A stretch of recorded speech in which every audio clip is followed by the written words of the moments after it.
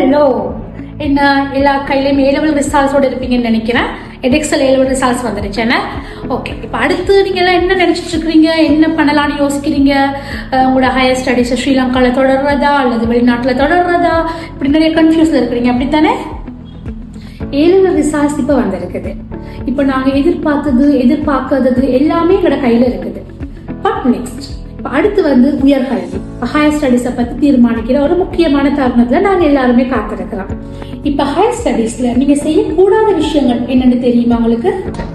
Number 1, நாங்கள் பொதுவாகவே எங்களுடைய ஃப்ரெண்ட்ஸ் அந்த பாண்ட் முடியக்கூடாது, அவங்களோட தொடர்ந்து வரணும் அப்படிங்கிறதுக்காக வேண்டி எங்களுடைய ஃப்ரெண்ட்ஸ் என்ன ப்ரோக்ராம் செலக்ட் பண்ணுறாங்க அல்லது எந்த காலேஜுக்கு போகிறாங்க, அங்கேயே தான் நான் போகணும், அங்கே தான் நான் படிக்கணும் அப்படின்னு நாங்கள் சில நேரங்களில் ஒரு முடிவு எடுப்போம்.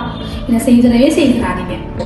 நம்பர் 2, என்னன்னு சொன்னா நாங்க சில நேரங்கள்ல ட்ரெண்டிங்ல இப்ப இந்த ப்ரோக்ராம் தான் போகுது, இந்த கோர்ஸ் செய்தா தான் எனக்கு நிறைய வேலை வாய்ப்பு இருக்கு, இப்படி எல்லாம் நாங்க யோசிப்போம். சில நேரங்கள்ல இப்ப நாம சூஸ் பண்ற ப்ரோக்ராம், இப்ப நீங்க டிகிரி ஒன்று செய்யும் பொழுது இப்ப சூஸ் பண்ற ப்ரோக்ராம் இன்னொரு 3 வருஷத்துலயோ ஒரு 5 வருஷத்துலயோ அந்த ட்ரெண்டிங் இல்லாம போக சான்ஸ் இருக்குது.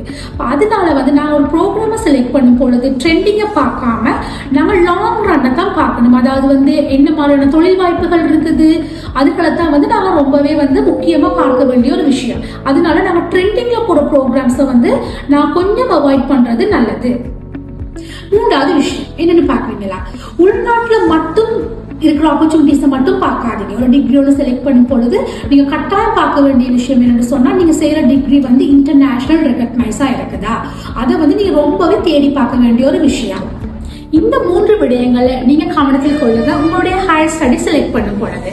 நான் அடுத்த வீடியோல உங்களை சந்திக்கிறேன். தேங்க்யூ.